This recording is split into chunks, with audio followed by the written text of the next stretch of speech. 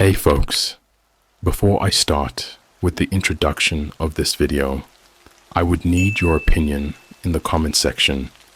How would you react if you were in the same situation in the following stories you are about to hear? Hey folks, before the video starts, I want to say big thank you for the feedback you gave me in the last video. Again, I will be short and say, as every other video, to leave a like and hit the subscribe button. Also, don't forget to comment down below, helping me to give proof to YouTube that all of you who follow this channel so far are real people who watch my videos. Thank you, and I hope you enjoy. I'm a delivery driver. The dark web offered me $5,000 to deliver a sealed box. The box started screaming. So, yeah, I've been a delivery driver for a few years now. Not like for a big company or anything, just one of those app-based gigs where you can deliver food, packages, whatever. It's decent money, and I like the freedom. You can pick your hours, avoid annoying coworkers, and best of all, you don't have to deal with anyone face to face for long.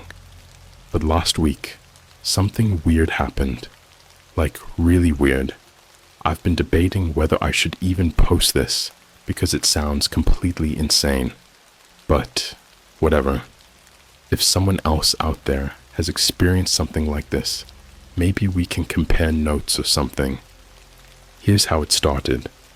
It was a slow Tuesday night. I'd already made a few deliveries, but tips were terrible, and I was thinking about calling it quits. That's when a notification popped up on my phone. But it wasn't from the app I usually use. It was a different app I didn't recognize. The logo was this weird symbol. It looked kind of like an Ouroboros, you know, the snake eating its own tail. At first, I thought it was spam, but curiosity got the better of me. I clicked on it.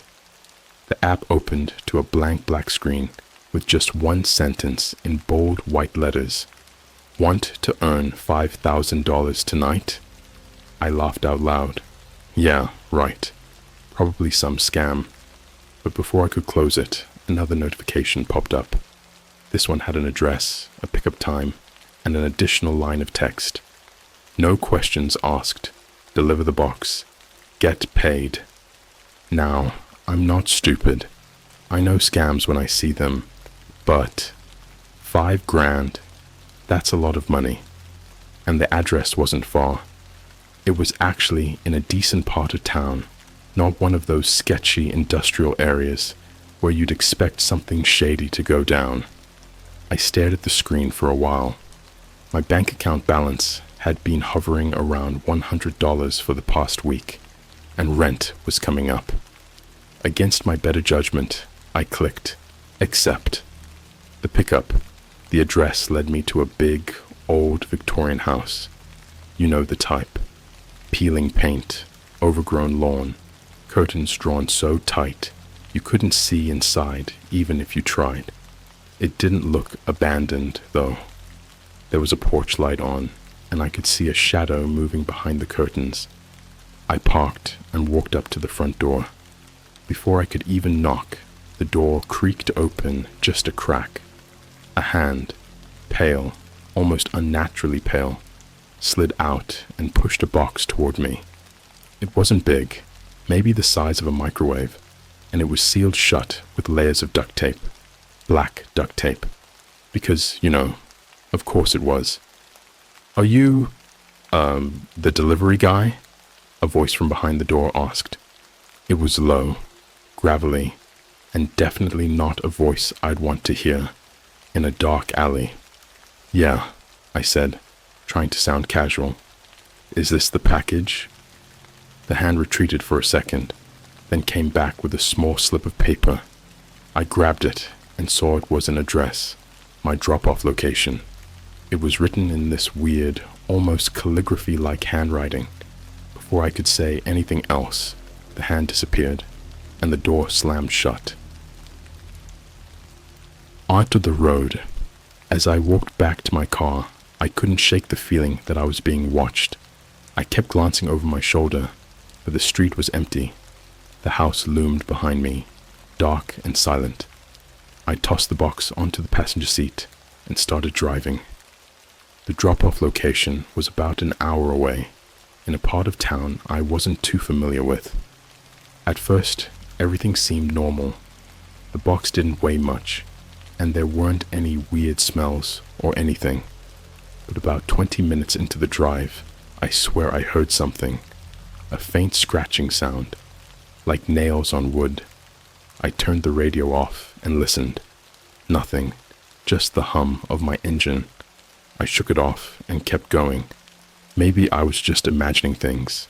I mean, I'd been working all day, and my brain was probably fried. Then, a few minutes later, it happened again. This time, it was louder. Scritch, scritch, scritch. It was coming from the box. I pulled over, heart pounding. I stared at the box, half expecting it to start moving on its own. But it just sat there, perfectly still. My mind raced. What the hell had I gotten myself into? Was there something alive in there? Some kind of animal. I reached out to touch the box, but the moment my fingers grazed the duct tape, something thumped from inside. Hard, like someone, or something, was trying to punch its way out. I jumped back so fast I nearly fell out of the car. My first instinct was to throw the box out and leave it on the side of the road. But then I thought about the $5,000. If I bailed now, there was no way I'd get paid. And besides, what if this was all just a prank? Some rich weirdo trying to mess with people for kicks.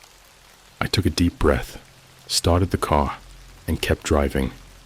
But I couldn't shake the feeling that whatever was in that box wasn't happy. The drive was starting to feel wrong. Not like I was lost or anything. Google Maps was working fine, and the roads were mostly empty. But there was this feeling, this weird pressure in the air, like the kind of static you feel before a storm. I kept glancing at the box on the passenger seat, and I swear it felt like it was watching me.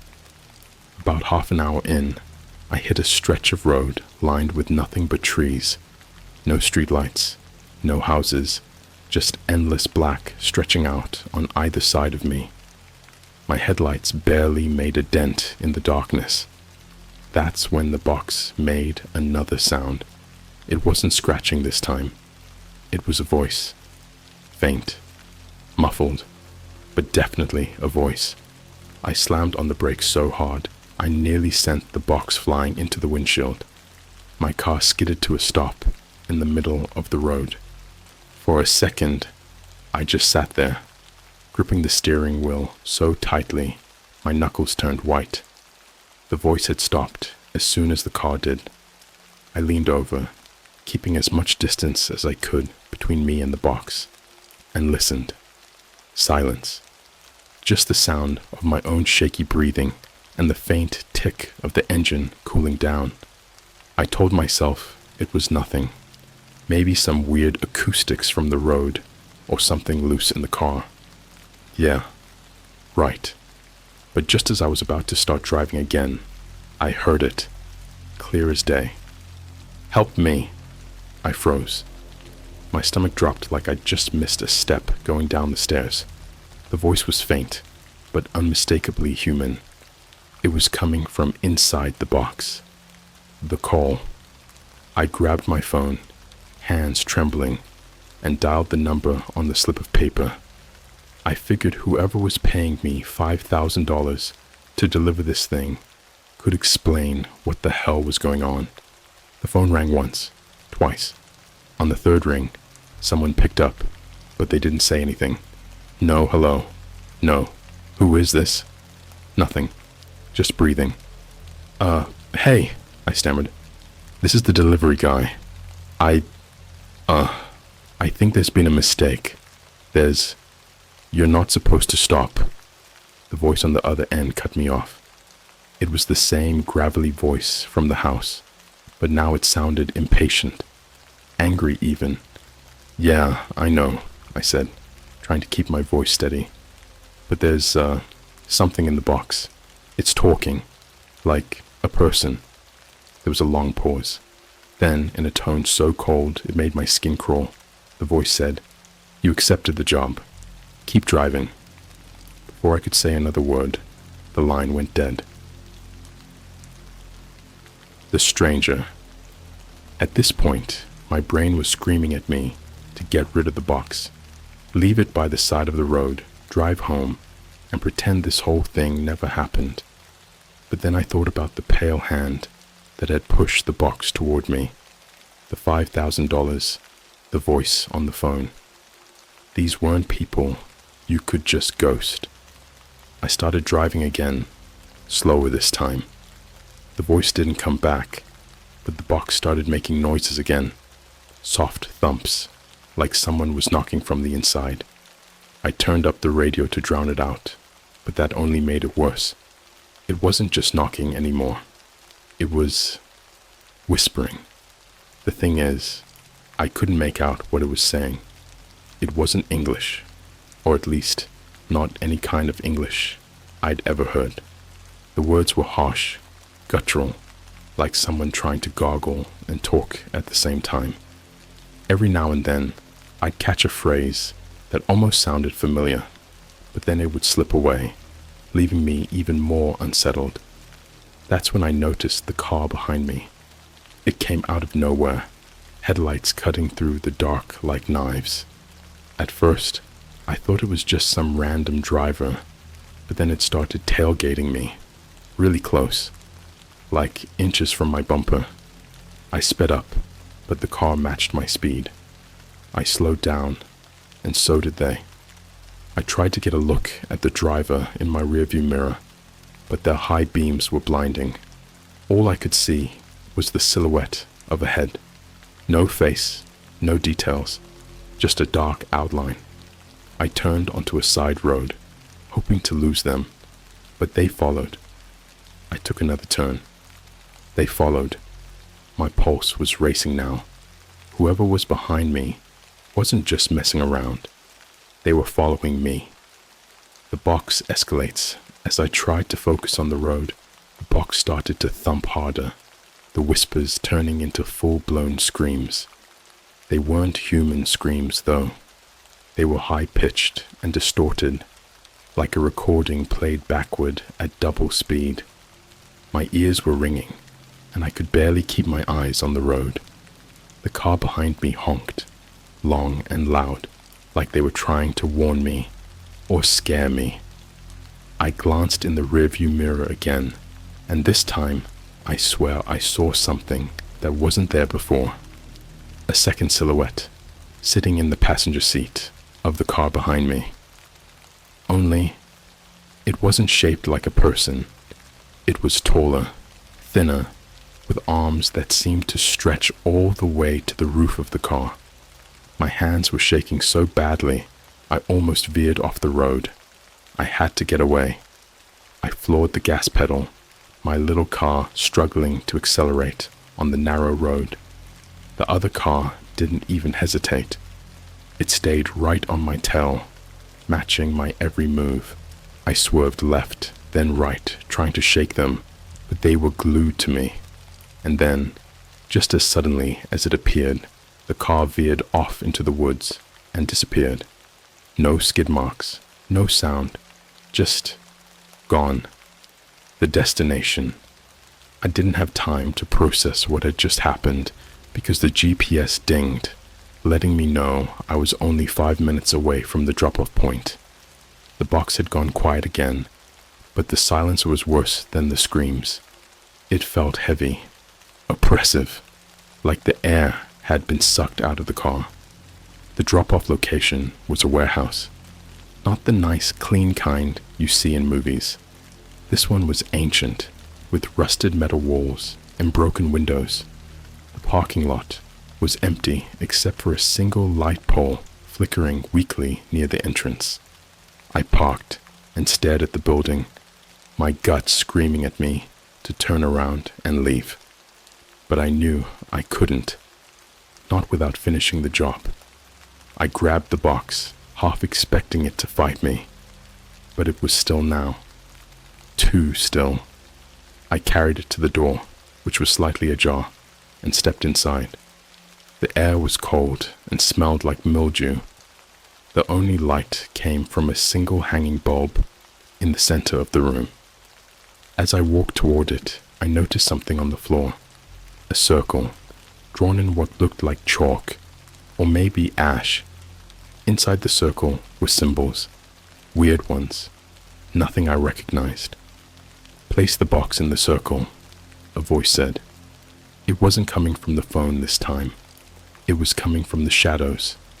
I froze when I heard the voice.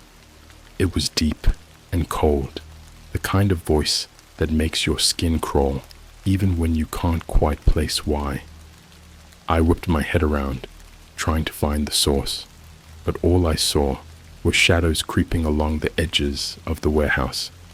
The single bulb, swinging from the ceiling, cast just enough light to make everything look warped, like the shadows were alive and shifting.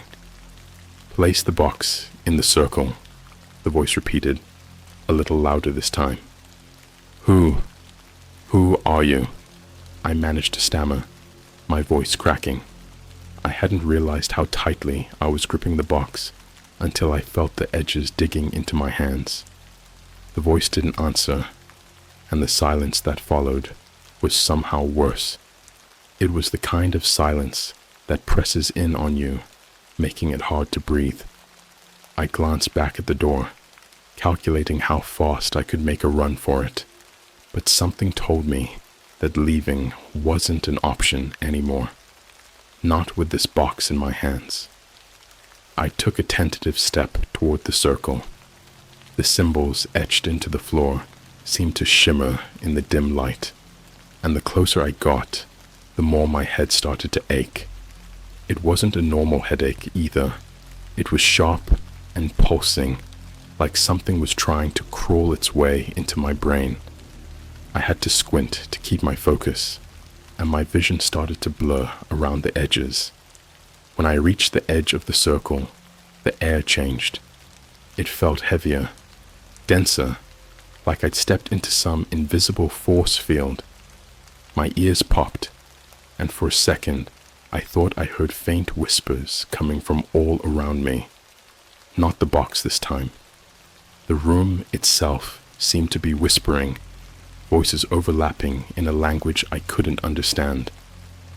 I bent down and placed the box in the center of the circle. The moment I let go, the whispers stopped. Dead silence again, the presence in the shadows. I straightened up, taking a step back, but before I could move further, the shadows along the walls seemed to shift. I know how that sounds, but I swear I saw them stretch and ripple like liquid, spilling toward the circle. The symbols on the floor began to glow faintly, a sickly green light that made my stomach turn. And then I saw it.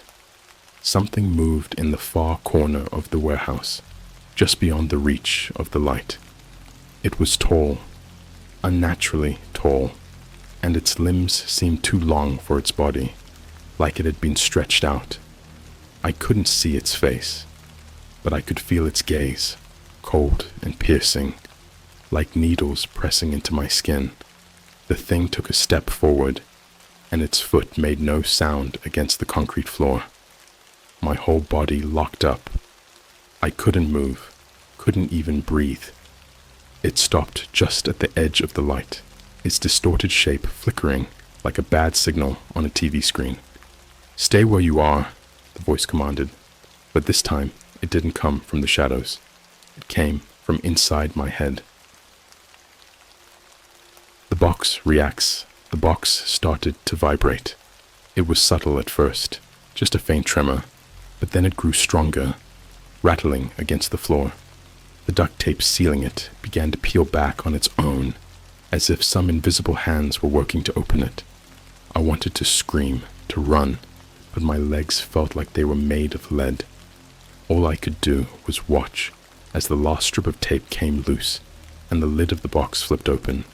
But instead of seeing what was inside, all I saw was darkness, not empty space or shadows. This was something else entirely.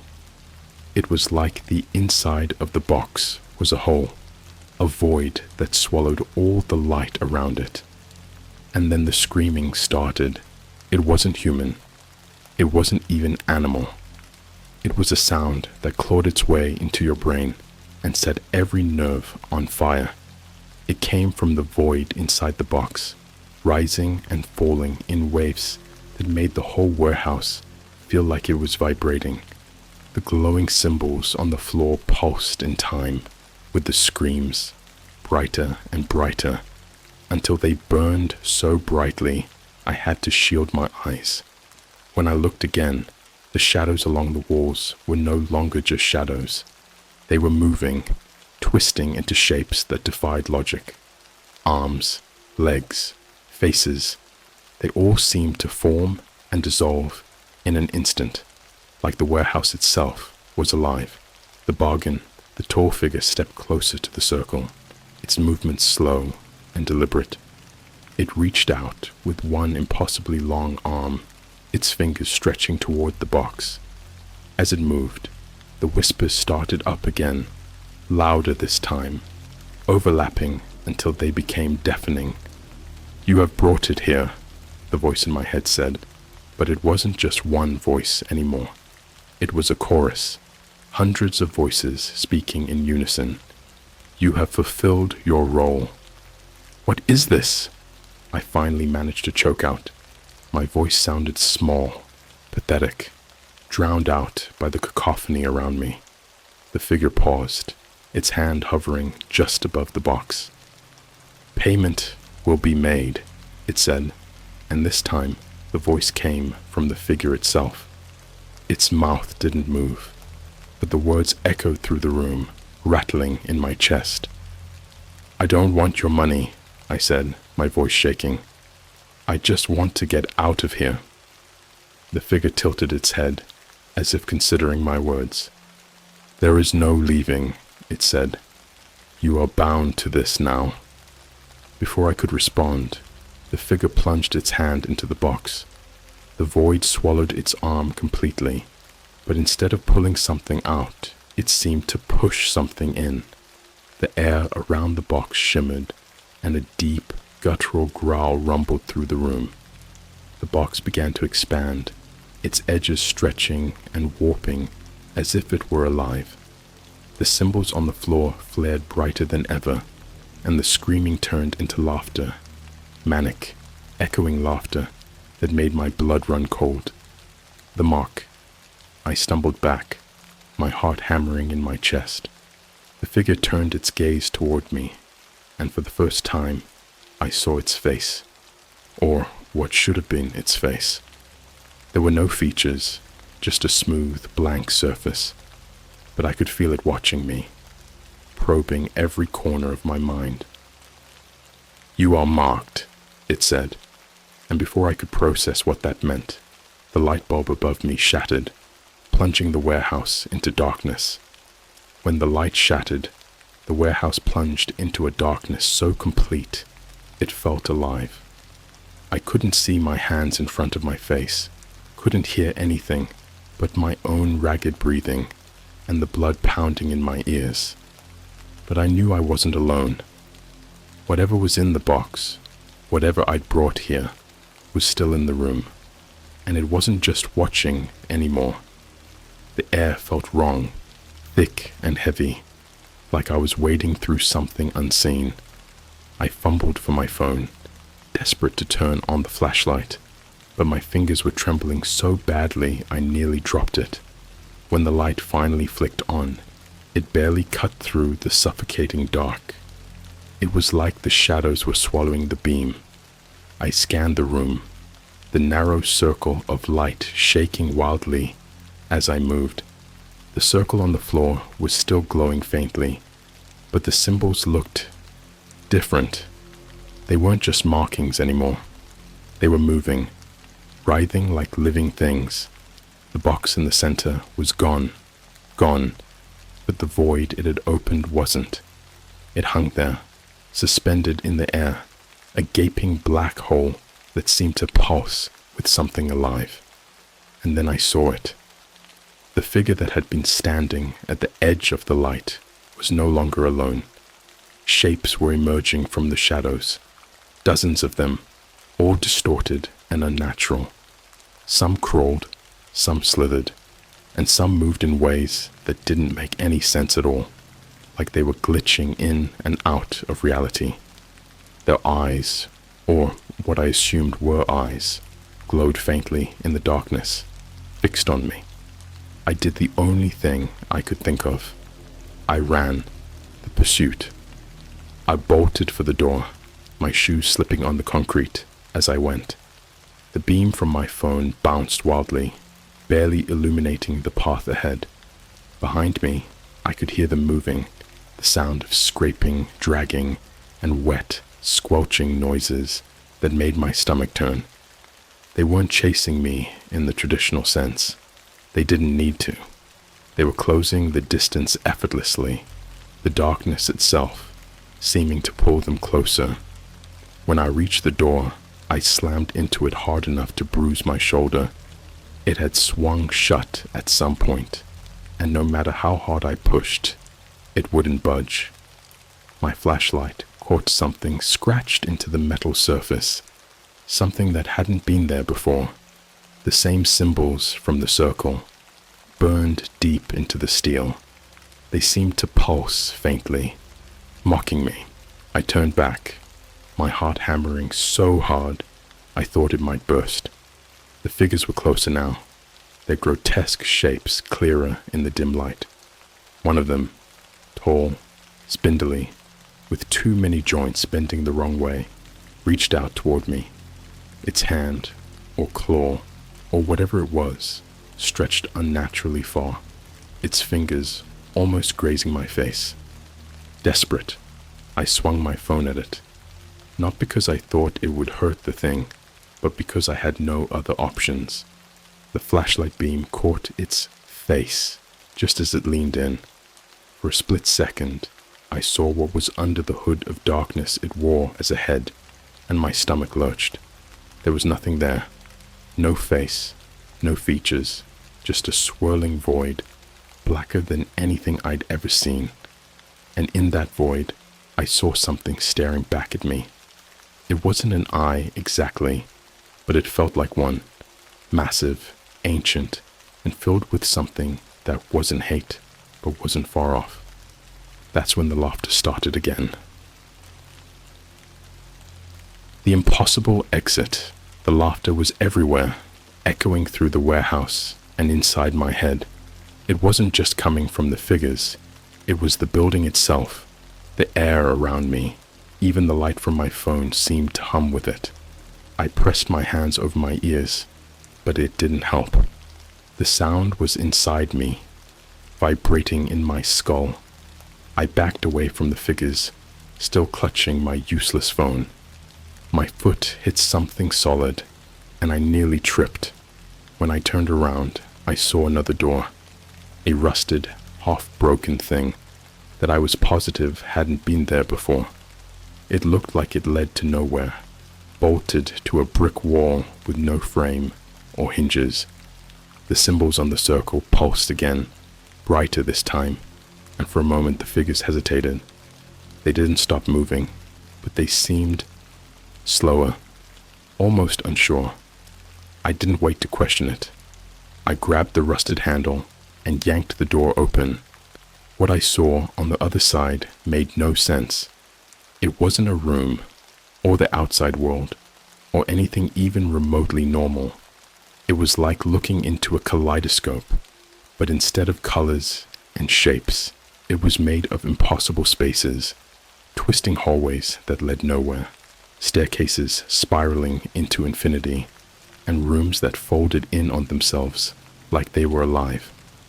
The air coming from inside was ice cold, carrying a smell like burnt hair and rotten meat. I didn't care. Anything was better than staying here.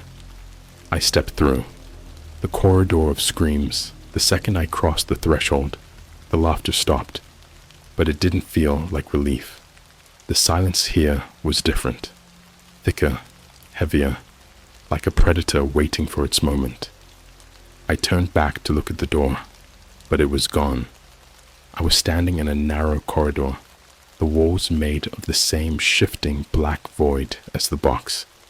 The corridor seemed endless, stretching out in both directions, with no discernible features.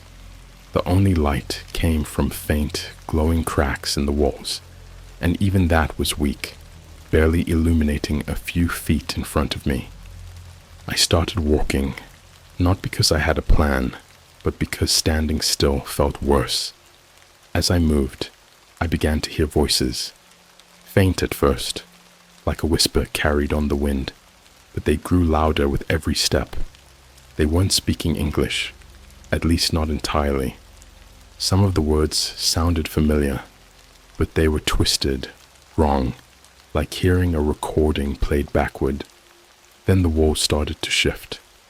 At first, it was subtle, just a ripple here and there, but soon they were moving constantly, bulging and contracting like something was alive inside them.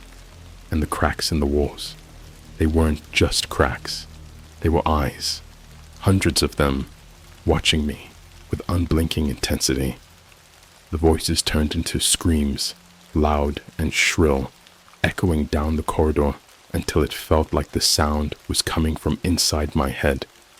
I broke into a run, not caring where I was going as long as it was away. The mark burns. After what felt like hours of running, I stumbled and fell to my knees. My whole body was shaking, and my lungs felt like they were about to collapse. That's when I felt it, the burning. It started on my forearm, a searing pain that made me cry out. I looked down and saw something forming on my skin. A mark, black and twisted, like the symbols from the circle. It wasn't ink. It was burned into my flesh, smoldering like a fresh brand. The screaming stopped abruptly, leaving me in a silence so absolute it felt deafening. The walls of the corridor shifted one last time, pulling back to reveal something. A figure, standing at the end of the hallway. It was taller than the others, impossibly tall, and its face, or lack of one, was entirely familiar. It was the same thing I'd seen in the warehouse, but now it was clearer, more defined, and it was holding something in its hands. The box. The figure at the end of the corridor didn't move. It just stood there, holding the box as if waiting for me to approach.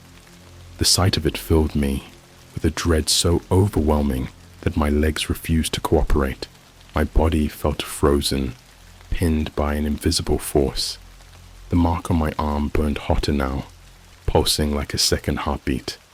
Every throb sent a wave of nausea through me, but I couldn't look away from the figure or the box.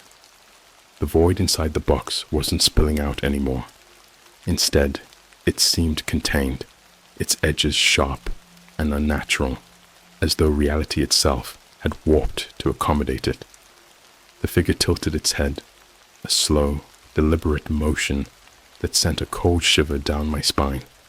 Its blank, featureless face gave nothing away, but I could feel it waiting for something. For me. Against every instinct screaming at me to turn and run, I took a step forward. The deal. As soon as I moved, the corridor shifted. The walls folded in on themselves, narrowing the space until I was forced to walk straight toward the figure.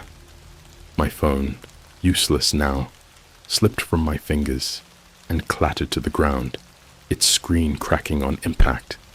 The sound echoed unnaturally, as though the space around me had swallowed it. When I reached the figure, I stopped.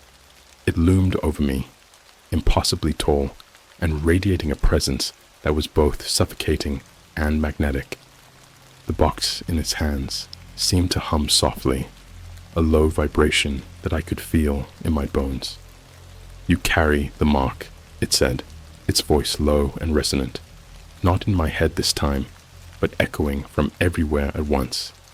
"You belong to us now." "What do you want from me?" I managed to whisper. My throat felt dry, my words cracking under the weight of the moment. The figure didn't answer right away. Instead, it slowly extended the box toward me, as if offering it back. The void inside the box rippled, a subtle movement that made my vision blur for a moment. "You must open it," it said finally. My stomach dropped. "No," I said, shaking my head. "No way, You must open it," the figure repeated, louder this time. Its voice wasn't just a sound, it was a command, a physical force that pressed down on me until I felt like I might collapse under its weight. I looked at the box. The duct tape was gone now, the edges smooth and seamless, as if it had never been sealed. I reached out, my hand trembling, but before I could touch it, the mark on my arm flared with a pain so intense I doubled over, clutching it. "Open it," the figure said again, its voice now deafening. The revelation. With no other choice, I grabbed the edges of the box and lifted the lid. At first, I saw nothing, just the void, deeper and darker than anything I could comprehend. It wasn't empty though. The longer I stared, the more I realized there was something inside, something massive, something alive. It was coiled, its form shifting and writhing like smoke trapped in a glass jar.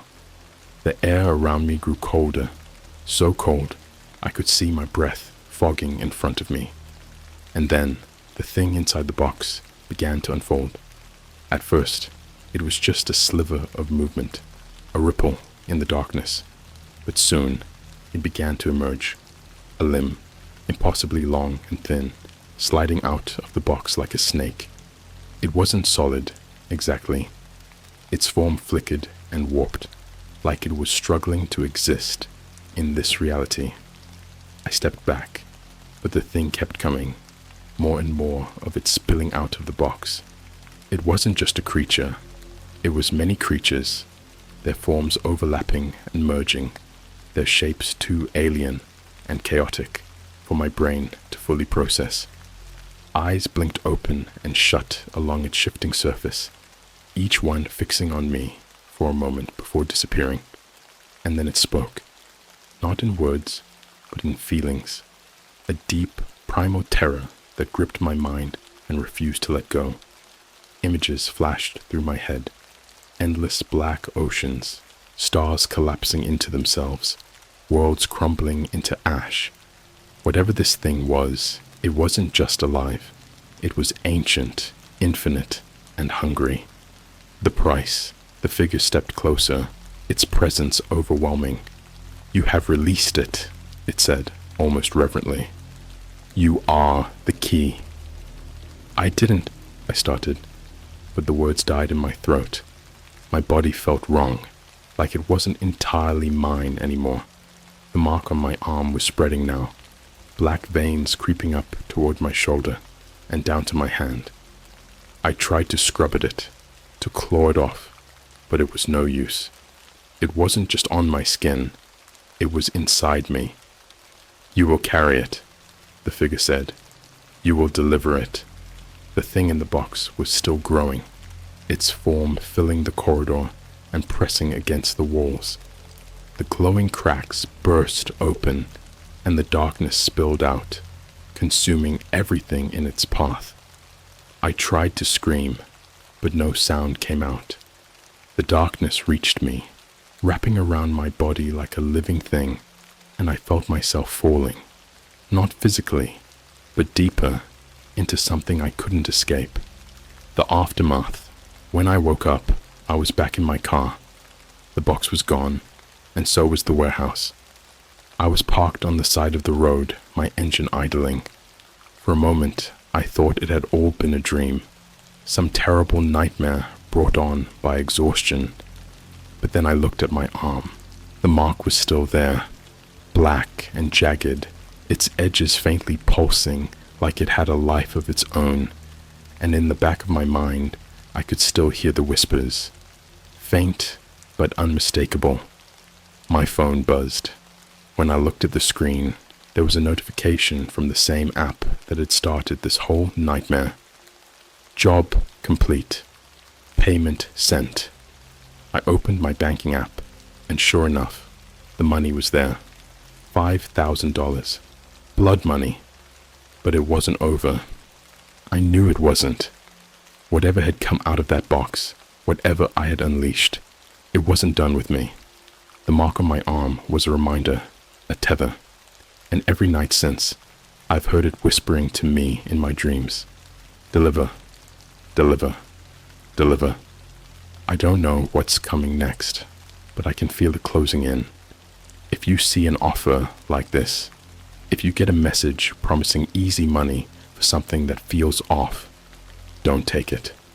No amount of money is worth what I've brought into this world, or what it's going to make me do next. I'm a zoologist. The dark web says there are human-imitating species in our rainforests. Last week, I found a creature that looked just like me. Hey Reddit, I never thought I'd be posting here, but something happened last week that I can't keep to myself anymore. It's like, if I don't tell someone, I'm going to lose my mind. This is going to sound insane, but please hear me out. I'm a zoologist. Nothing glamorous, mostly cataloging species, studying behaviors, and occasionally trekking through some truly untouched corners of the world. It's my passion. I love the thrill of discovery, the humbling sense of how much we still don't know about the world around us. That being said, I wasn't prepared for what I found in the rainforest last week. It started a few months ago when I got an email from someone calling themselves Mimicry Watcher 89. The subject line was vague.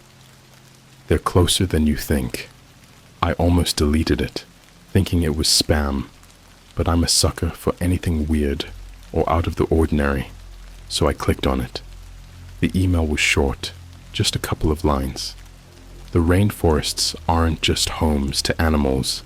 Some of them, they aren't animals at all. If you're serious about what you do, check this out, but be careful. Underneath was a link. My first thought was, nope. This is how you end up with malware. Or worse. But curiosity got the better of me. Against my better judgment, I clicked. It didn't take me to some weird website though. It was just a file download labeled observation report _004.pdf. I opened it and everything changed. The document was bizarre. It described encounters with what the writer called human-imitating species, or HIS for short. According to this report, there are creatures in deep, untouched rainforests that mimic humans, and not just in behavior. These things supposedly look exactly like us. The report had photos, blurry and grainy, of what appeared to be identical copies of the same person walking through dense jungle. The writer claimed these beings could learn, mimic, and adapt to human behavior almost perfectly. But there was a warning at the bottom in bold red text. Do not engage. They only mimic what they observe. It read like pure fiction. I laughed it off at first. It felt like someone's attempt at creepypasta, not a genuine field report. But as I scrolled down, there were coordinates attached. Coordinates deep in the Amazon rainforest. And here's the thing. Those coordinates weren't just random. I recognized them. They were near an area I'd been planning to explore for months. I sat with it for a long time. Was it a hoax? A trap? But there was something about the detail in the report, the way it was written, that got under my skin. I couldn't stop thinking about it. If there was even a slight chance it was real, it was worth investigating, right? At least that's what I told myself. So, I did what any rational person wouldn't do. I added it to my Nextfield expedition itinerary. Fast forward to last week. My team and I had been in the Amazon for about 4 days. Nothing unusual, just the usual cataloging of species, setting up camera traps, and trying not to get eaten alive by mosquitoes. I hadn't told anyone about the report. I didn't want to sound like a lunatic. Besides, part of me still thought it was all BS. The coordinates were near a part of the forest so dense that we had to leave our main camp behind and trek on foot for hours. By the time we got close, it was just me and one other guy, Luis, one of the local guides who knew the area like the back of his hand. The rest of the team stayed back, collecting data closer to camp. Luis was quiet as we pushed deeper into the forest. At one point, he stopped suddenly and said, "This place, it's wrong." I laughed and said something dumb like, "Yeah, it's the jungle. It's supposed to feel overwhelming." But he shook his head serious. "Number this place. Animals don't come here. You don't hear them?" That's when I realized he was right. The jungle is never quiet, not really. There's always something. Birds, insects, the rustling of leaves. But here, dead silence. Just the sound of our boots crunching the undergrowth. It was eerie, like stepping into a vacuum. Luis wanted to turn back, but I insisted we keep going. He didn't argue, but he kept glancing over his shoulder like he was waiting for something to jump out at us. Then we found the clearing. I didn't notice it at first, but the clearing wasn't natural. The trees surrounding it were chopped cleanly at the base, almost like someone or something had created a perfect circle in the middle of the jungle. In the center of the clearing was a pile of something that made my stomach drop. Clothes, piles of them, torn, dirty, weathered by rain and time.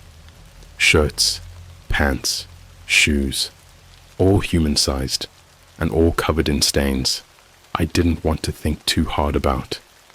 Luis refused to go any closer, but I couldn't stop myself. I stepped into the clearing, my boots sinking into the soft ground. That's when I heard it. A voice. My voice. "Luis, stop." I froze. It was coming from the trees, but it was my voice. Not just someone who sounded like me. It was me. The exact tone, cadence, everything. My stomach knotted as I spun around, scanning the tree line, but there was nothing there. Luis grabbed my arm, his eyes wide with terror. "We need to leave. Now." And then it spoke again. "Luis, stop." This time, it was different. Wrong. Like it was trying to copy me, but hadn't quite gotten it right. The tone was too flat, the pauses too long, like an echo that didn't know when to stop. Luis tugged on my arm, his grip firm, almost bruising. "We need to go," he hissed through clenched teeth. He wasn't panicking. He was terrified. I wanted to argue, to tell him we couldn't just leave without figuring out what was going on. But that voice, my voice, it had rooted me to the spot. "Luis, stop." It came again, louder this time, but distorted, like an old cassette tape being chewed up mid-play. The tone dragged in places it shouldn't have, syllables stretching unnaturally long.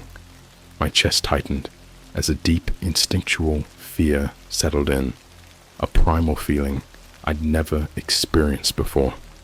I was no stranger to dangerous situations in the wild. Jaguars, venomous snakes, even a close encounter with a caiman. But this was different.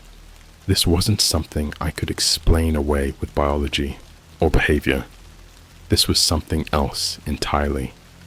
The trees around the clearing seemed to press in closer. The the shadows deepening even though the sun hadn't moved. The stillness of the jungle felt suffocating now. I turned to Luis, my voice barely above a whisper. "Did you hear that?" He didn't answer. His eyes darted between the trees, his lips moving in silent prayers. He'd lived in this jungle his entire life, and I'd never seen him like this. Luis was the kind of guy who could stare down a boa constrictor without flinching, but right now, he looked like a scared child. I swallowed hard and turned back toward the pile of clothes in the clearing. Something was wrong with them, more than just the obvious. They weren't randomly scattered. The closer I looked, the more I noticed a pattern. The larger pieces, shirts, jackets, pants, were arranged in concentric circles, almost ritualistic. In the center of the pile was a small, weathered backpack, its fabric torn and faded. Against every shred of common sense, I took a step forward. Luis grabbed my arm again, harder this time. "Don't," he said, his voice cracking. "It's not safe." But I couldn't stop myself. I had to know. The pull was magnetic, like the answers to every question burning in my mind were waiting for me just a few feet away. I crouched down and reached for the backpack. As my fingers brushed the worn strap, I noticed something I hadn't seen before. A crude, childlike drawing scrawled onto the fabric in permanent marker. A stick figure, its arms stretched wide, standing beneath what looked like a misshapen sun. Above it, a single word was written in shaky, uneven letters. M-I-M-I-C. A shiver ran down my spine. I unzipped the backpack carefully, half expecting something to jump out at me. Inside, there were a few waterlogged notebooks, a rusted knife, and a plastic bag filled with what looked like a collection of teeth. Human teeth. My stomach churned, and I dropped the bag like it had burned me. Luis was practically begging now. "We need to leave. Por favor. This is bad. This is very bad." And then, just as I stood up, the voice came again. But this time, it wasn't mine. "Luis, don't leave me." We both froze. The voice was soft, trembling, and unmistakably familiar. It was a perfect imitation of Luis's daughter. He had shown me pictures of her back at camp, a sweet little girl with big brown eyes and a smile full of missing teeth. But there was no way she could be here. She was hundreds of miles away, safe in their village. And yet, that voice sounded exactly like her. "Luis, don't leave me." It was coming from the trees to our left. Luis let out a strangled cry and stumbled backward, nearly falling to the ground. His face was pale, his hands trembling. "No," he whispered, shaking his head. "No, no, no. She's not here. She's not here." The voice called out again, more desperate this time. "Papa, please, don't leave me." Luis turned to me, his face twisted in anguish. "We have to leave now. If we stay, we're going to die." But before we could move, something stepped out from the shadows of the trees. At first, I thought it was a person, a woman. She was tall, slender, with long black hair that clung to her pale, almost translucent skin. But then I noticed the way she moved. Her joints didn't bend the way they should have. Her arms were too long, her fingers too thin, like they'd been stretched. And her face was blank. No eyes, no mouth, no features at all. Just smooth, unbroken skin where a face should have been. But somehow, she was looking at us. I could feel it. A piercing, invasive sensation, like her gaze was boring into my skull. Luis screamed and bolted, disappearing into the jungle. I wanted to follow, but my legs wouldn't move. The creature tilted its head, mimicking the exact angle I had tilted mine just moments before. Then slowly, It raised one of its elongated arms and pointed at me. "Luis, don't leave me." The voice was mine again, but not. It was warped, hollow, like it was coming from inside a cave. I don't know what possessed me to speak, but I did. My voice came out shaky, barely above a whisper. What are you?" The creature tilted its head the other way, like it was trying to understand me. Then, in a voice that sent ice through my veins, it spoke again. "What are you?" It took a step closer. Its movements were jerky, almost mechanical, like a marionette being yanked along by invisible strings. I stumbled back, my mind racing. I wanted to scream, to run, but I couldn't. The creature stopped just a few feet away from me, its featureless face somehow staring straight into mine. Then, with a sickening crack, its skin began to split. The rest of the story feels like a blur. I remember running, branches slashing at my face, my lungs burning, Luis's voice somewhere in the distance screaming my name. But I also remember what I saw just before I turned and fled. The creature's skin peeling back, revealing another face beneath. My face. I don't know how I made it back to camp. By the time I found the others, I was covered in scratches, my clothes torn, and Luis was nowhere to be found. I wanted to tell them what happened, but how could I? Who would believe me? And the worst part? Last night back at home, I heard it again. My voice, calling out from the woods behind my house. When I heard my voice coming from the woods, my first instinct was to lock every door and window in the house. I live alone, on the outskirts of town, where the forest starts to thicken. It's quiet here, usually peaceful, but not that night, not anymore. "Come outside," that's what it said. My voice, clear as day, drifting up from the darkness beyond my backyard. I was frozen in place, standing in the kitchen with the lights off. My pulse was pounding so loudly I could hear it in my ears. It wasn't just the fact that I heard my own voice. It was how it sounded, like it had been recorded and played back through a cheap speaker. Tinny, distorted. I stayed perfectly still, trying to convince myself it was my imagination. Stress, sleep deprivation, anything but what I'd encountered in the rainforest. But then it called out again. "Come outside." This time, it wasn't just my voice.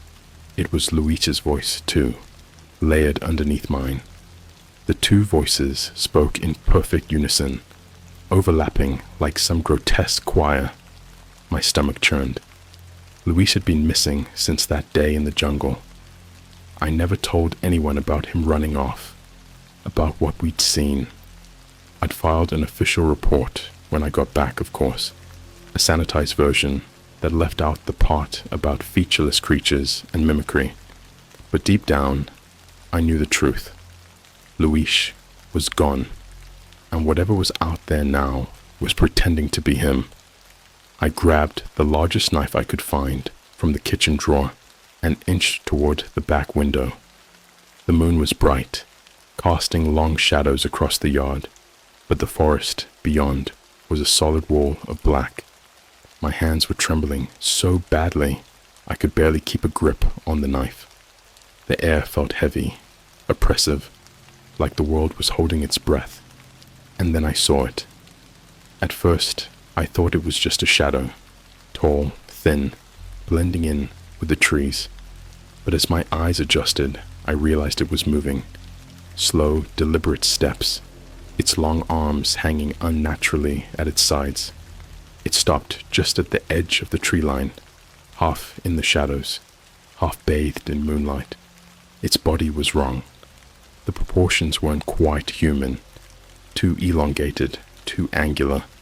The skin was pale, almost glowing in the moonlight, stretched taut over what looked like bones. Its head tilted, and even though it didn't have a face, I felt its attention snap to me. A sharp, icy awareness, like a predator locking onto prey. And then it spoke again. "Come outside." The voices weren't just layered this time. They were interwoven, like a dozen different people were all speaking at once. Luis, me, even voices I didn't recognize. The effect was nauseating, like listening to a broken record skipping over and over. My knees buckled, and I stumbled backward, hitting the counter behind me. I don't remember making the decision to run. It was pure instinct. I bolted upstairs, slamming the door to my bedroom and locking it behind me. My chest was heaving, my mind racing. I kept telling myself, this couldn't be happening.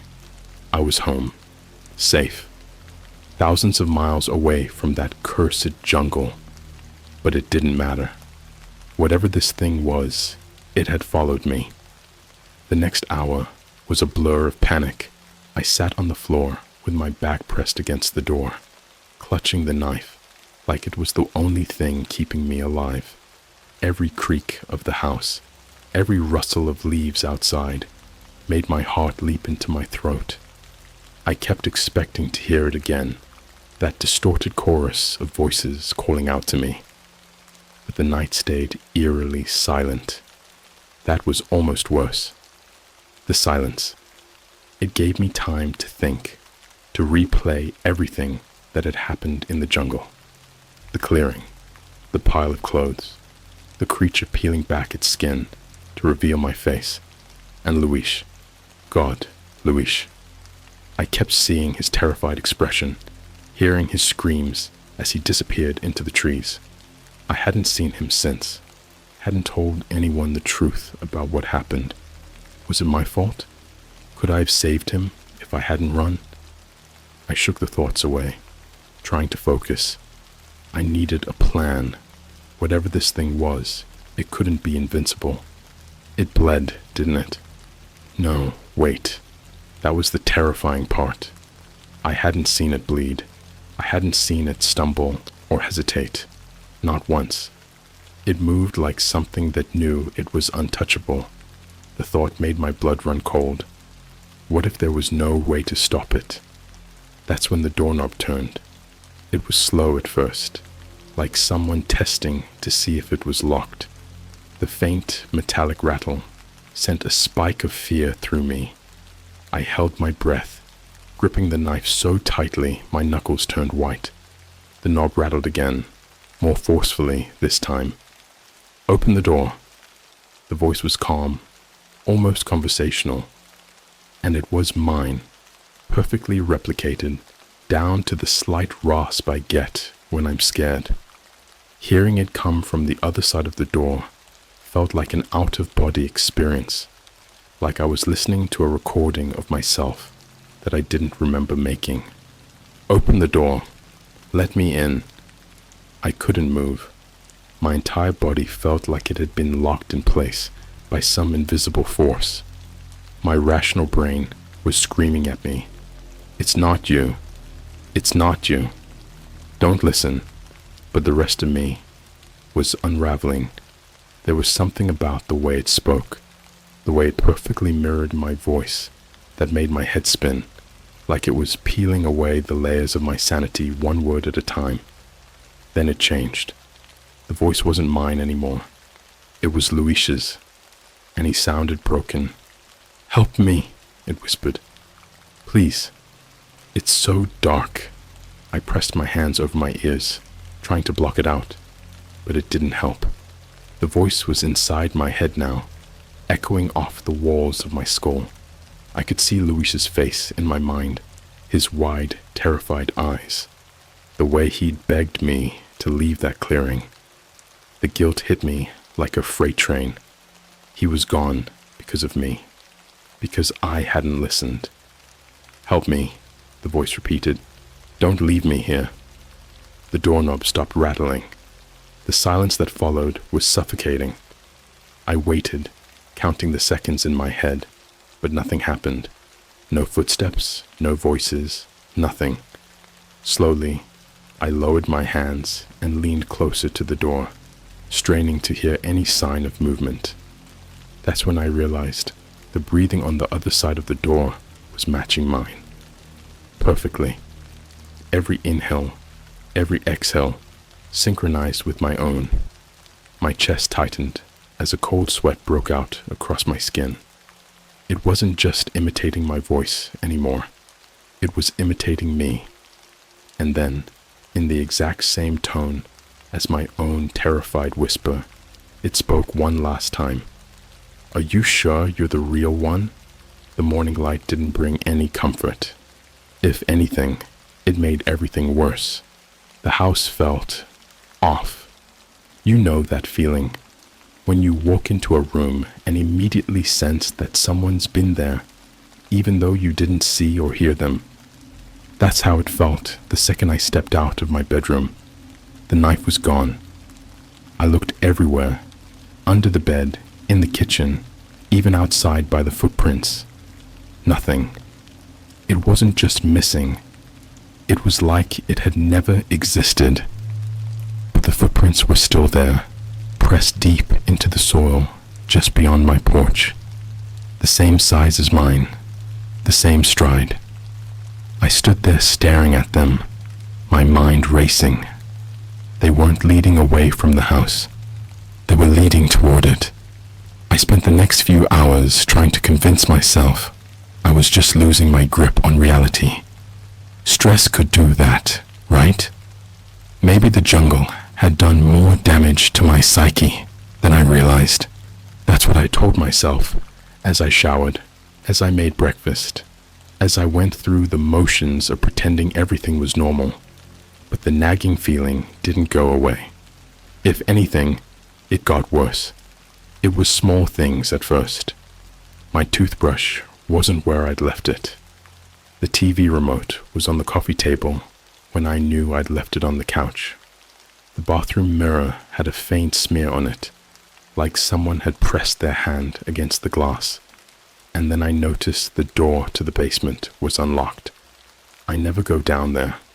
The basement is unfinished, damp, and mostly used for storing junk I'll never need, but can't bring myself to throw away. I keep it locked because the old wooden stairs creak so loudly they sound like gunshots, and I hate the idea of some raccoon or stray animal sneaking in and getting stuck down there. But now the door was open, just a crack, enough to let the musty smell waft up into the hallway. The hairs on the back of my neck stood on end. I wanted to ignore it, to pretend I hadn't seen it. But you know how it is. When something feels wrong, it's impossible to look away. Against every ounce of common sense, I grabbed a flashlight and headed down the stairs. The basement was cold, the kind of chill that feels wet against your skin. The air smelled like mold and rust, and the weak beam of my flashlight barely cut through the darkness. Everything looked the same as it always had. Boxes stacked haphazardly, old furniture covered in dust, a broken lamp leaning against the far wall. But there was something new. In the corner, near the farthest wall, was a mirror. I didn't put it there. It was tall, the kind you'd find in a dressing room, with an ornate wooden frame that didn't match anything else in the house.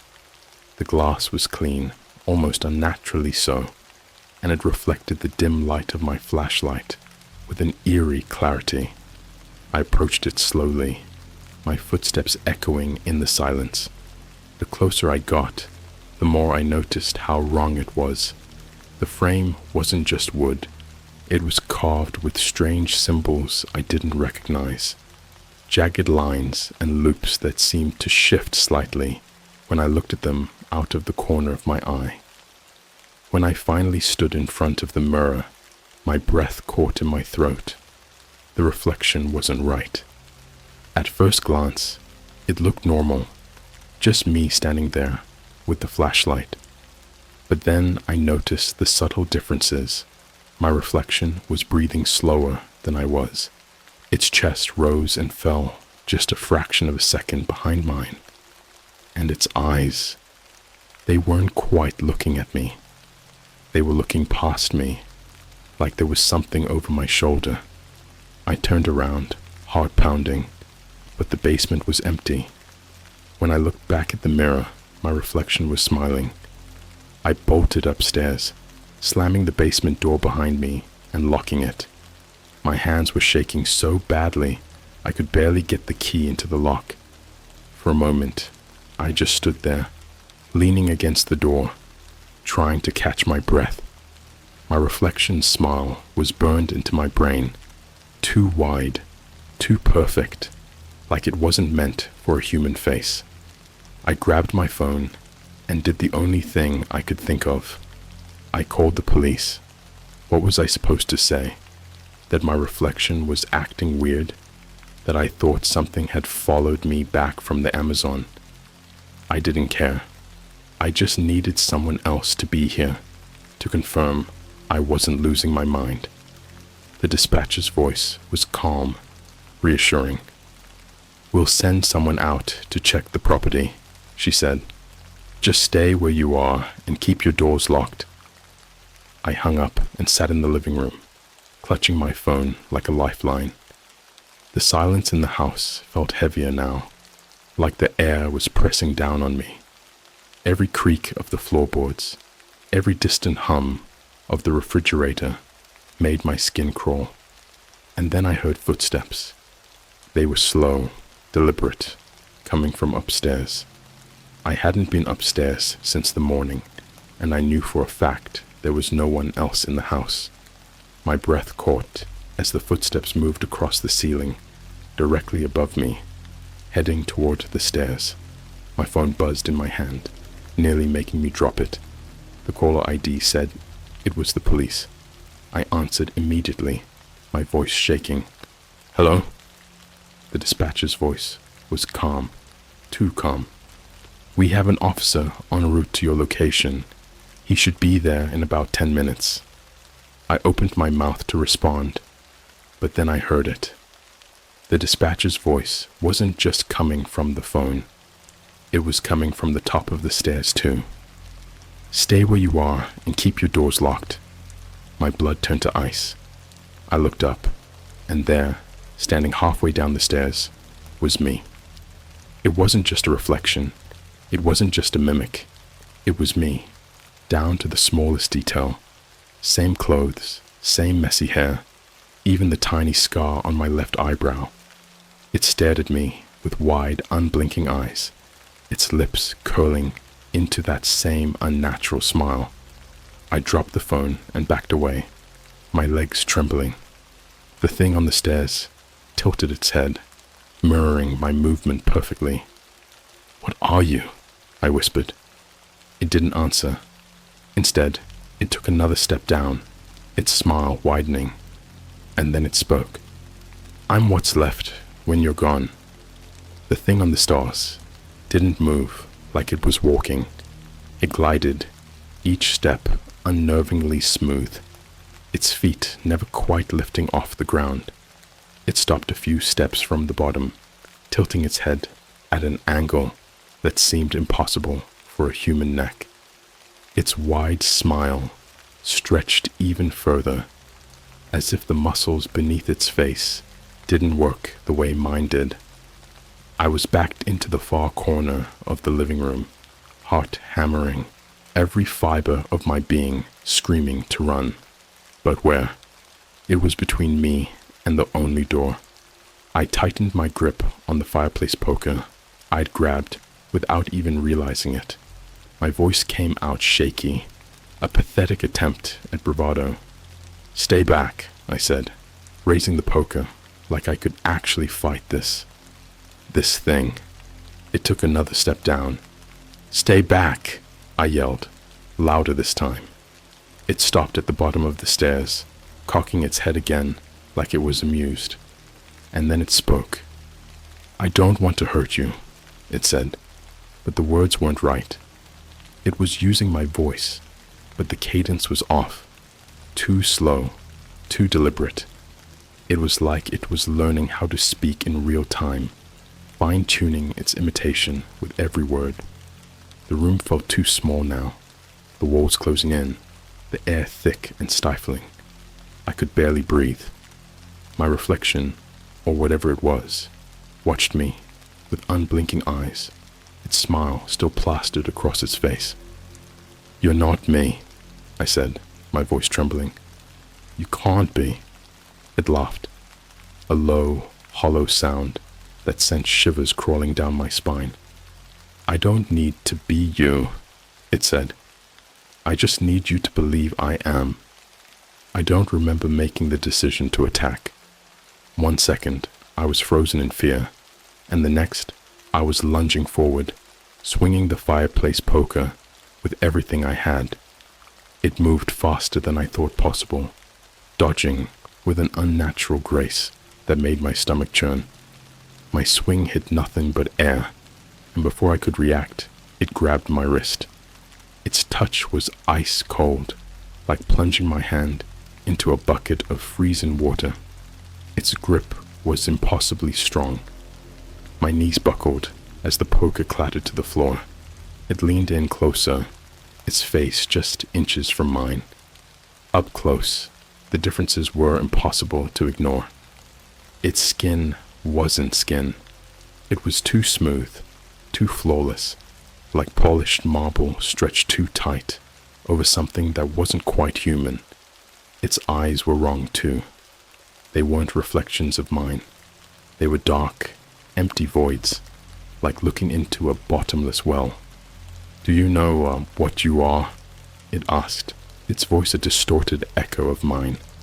I couldn't answer. My throat felt like it was closing up, my vision swimming with panic. It released my wrist and took a step back, watching me crumble to the floor. "You don't belong here," it said, its tone almost eaten sad. "You're a shadow, pretending to be real, but shadows can't exist without light." Its words made no sense, but they burrowed into my mind like splinters, each one lodging deeper than the last. I struggled to pull myself up, my legs shaking. "I don't know what you're talking about," I said, my voice barely above a whisper. It didn't answer right away. Instead, it crouched down, its movements slow and deliberate. For a moment, it looked almost curious. Its head tilted again, and it reached out, its long fingers hovering just inches from my face. "Then why do you keep running?" it whispered. Before I could react, it pressed its hand against my chest. The cold was unbearable, like ice spreading through my veins. My vision blurred, and for a moment, I wasn't in my living room anymore. I was in the jungle. The clearing stretched out before me, just as I'd left it. The pile of clothes in the center was larger now, towering, the fabric shifting like it was alive. The air was heavy with the smell of rain and decay, and the trees seemed to sway without any wind. Somewhere in the distance, I heard a voice. "Luis, don't leave me here," he called, his voice faint and trembling. "Please." I turned toward the sound, but the trees were endless, twisting into shapes that made no sense. Every step I took felt like walking in circles, the clearing always just behind me, no matter how far I went. And then I saw it again, the creature. It was standing at the edge of the clearing, its faceless head tilted as it watched me. It raised one long spindly arm and pointed. I followed its gesture, my stomach twisting in knots. It was pointing at the pile of clothes. The fabric shifted again, and something began to emerge. A hand, pale, thin, with long fingers that clawed at the air, and then another hand, and then a face. My face. I snapped back to my living room with a gasp, the creature's hand still pressed against my chest. Its smile was gone now, replaced by something else, something almost pitying. "You're not ready," it said, withdrawing its hand. The cold faded, but the ache in my chest remained. "But you will be." And then it turned, and walked toward the door, its movements slow and deliberate. I wanted to stop it, to demand answers, but my body refused to move. It opened the door, stepping out into the bright morning light. Before it disappeared into the woods, it turned back to me one last time. "I'm not the only one," it said. "You'll see." The door swung shut behind it, leaving me alone in the silence. It's been 3 days since it left. The house is quiet now, but I can't shake the feeling that I'm not alone. Every time I catch my reflection in a mirror, I hesitate, watching for something, anything that feels off. I don't know if it's still out there, waiting for me. I don't know if it ever really left, but the footprints in the yard have multiplied. And last night, when I turned off the lights, I swear I heard my voice again from the mirror.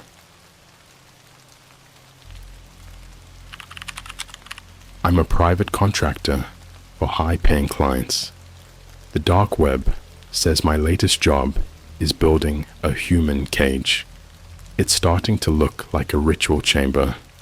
Hey, so I wasn't sure if I should even share this. Like, who's going to believe it? But it's been keeping me up at night, and I need to get it out there. Maybe someone can help me make sense of what's going on, or at least tell me I'm not crazy. Anyway, here's what happened. For context, I'm a private contractor. Nothing glamorous.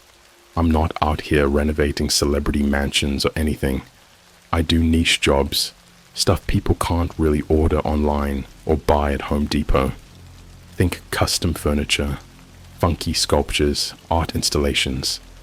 Once, I even built a giant hamster maze for a guy who swore his pet was the reincarnation of his late wife. People are weird, man, but their money is green, and that's what matters. Most of my work comes through this site for freelance builders and craftsmen. It's a pretty niche community, kind of like Craigslist, but a little more professional. People post jobs with all kinds of requirements, from make my coffee table look like a dragon, to help me build a 12-foot high replica of the Eiffel Tower for my backyard. I usually stick to jobs that sound reasonable, but every now and then, something strange pops up. About a month ago, I got a DM out of the blue.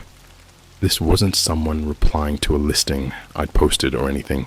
It was just there. No profile picture, no username, just a generic display name, like client-42658. Honestly, I almost ignored it. Messages like that are usually scams, and I don't have time for those. But the message was short and straight to the point. I hear you take custom jobs. Big pay, discretion required. Okay, I won't lie, I was curious. Discretion required always makes you wonder what the deal is. I figured it was some rich guy wanting a vault for his collection of rare sneakers or a secret room for his wine stash. People like that always want everything hush-hush, like someone's going to steal their $10,000 bottle of rosé.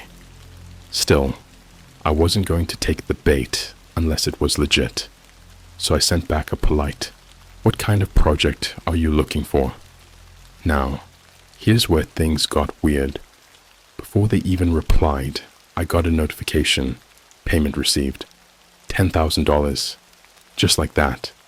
No invoice, no contract, straight into my account. I thought it was a glitch at first, like who sends that kind of money without even confirming the job? But when I checked, the funds were real, cleared and everything. My heart was racing. I mean, 10 grand for a project I didn't even know about. That kind of money makes you start rethinking all your boundaries. Their next message came about 10 minutes later. I need a containment system. Strong, custom dimensions. I'll provide the blueprints. You have 3 weeks. Containment system. Those words stuck in my head. I didn't know what they meant by that, but it sounded off. Not illegal or anything, just strange. My first thought was, maybe they were a zoo or a wildlife sanctuary. Maybe they needed a cage for some big animal. But the more I thought about it, the less that made sense. Zoos usually have their own teams for that kind of thing, and they definitely wouldn't be sliding 10 grand into some random contractor's account with no questions asked. I almost replied to ask more questions, but I stopped myself. Here's the thing about working with high-paying clients. They don't like being questioned. They want you to say, "Yes, sir," or "Right away, mom," and just get it done. Asking too many questions is how you lose jobs like this. And yeah, I know what you're thinking. You should have walked away. Trust me, I thought about it. But you don't just walk away from 10 grand. I told myself, maybe it's for some kind of secure storage, like for artwork or rare coins. People have all kinds of weird valuables they want to protect. That seemed like a good enough excuse to move forward. So I replied with, "Send the blueprints and I'll take a look." The reply came almost immediately. It was just 2 words. On their way. I remember staring at that message, feeling this weird knot in my stomach. Something about the whole thing didn't sit right with me, but at the same time, I couldn't ignore the money. 10 grand could pay my rent for 6 months. It could cover my credit card bills and still leave me with enough for a vacation. You don't just walk away from that kind of cash. Still, I decided to do a little digging. I went back to the client's profile on the job board, but there wasn't much to see. No reviews, no history, no indication of who they were or what they did. Just a blank profile with a single sentence. High-value projects only. It was unsettling, but I figured maybe they were just one of those ultra-private types. I've had clients like that before. People who don't want their names attached to anything for tax reasons or whatever. I told myself it wasn't my job to dig into their personal lives. That night, though, I couldn't shake the feeling that I'd just stepped into something bigger than I realized. I sat at my desk, refreshing my email over and over, waiting for the blueprints to show up. When they finally did, around midnight, I hesitated before opening the file. My laptop felt heavy, like it was warning me not to click, but curiosity always gets the better of me. I double-clicked the attachment, and the blueprint loaded onto my screen. What I saw made my stomach drop. It wasn't a containment system. It was a cage, a massive reinforced steel cage, and judging by the dimensions, it wasn't for an animal. It was big enough for a human. When I first opened the blueprints, I stared at them for what felt like forever. My brain was trying to make sense of what I was looking at, but the more I studied the design, the more unsettled I felt. This wasn't just a cage. It was deliberate. Everything about it screamed that it was meant to keep something or someone inside. And not just keep them inside, but make sure they couldn't escape. Ever. Let me break it down. The design was hyper-detailed. We're talking exact measurements, materials, and structural reinforcements. The steel bars weren't just standard steel. They had to be a specific grade that's nearly impossible to cut or bend without industrial equipment. The floor wasn't made of concrete or wood like you'd expect, but some kind of layered composite. I didn't recognize the material, but the plans labeled it as high impact resistant. Then there were the walls. The blueprints had all these callouts pointing to something called conductive material, a 7. The design didn't elaborate on what that was, but it was integrated into the cage's framework. At first, I thought it might be some kind of fancy alarm system, like if someone touched the bars, it would trigger an alert. But the more I looked at it, the less it seemed like this was meant to keep people out. It was all about containment. The locking mechanism was even stranger. It wasn't a standard padlock, or even a high-tech biometric system. The blueprint showed a device that looked custom-built, almost like a safe lock, but with more parts than I could count. There were tiny circuits and gears in the diagram, and the instructions called for an electromagnetic relay to seal the door. I didn't even know where to start with something like that. The scariest part, the dimensions. 8 feet high, 8 feet wide, 8 feet deep. I don't know why, but those numbers gave me chills. Perfectly symmetrical, too exact. It's like the thing was designed with a specific purpose in mind, and that purpose wasn't something I wanted to know about. I spent the next day pacing around my workshop, trying to figure out if I should take the job or back out.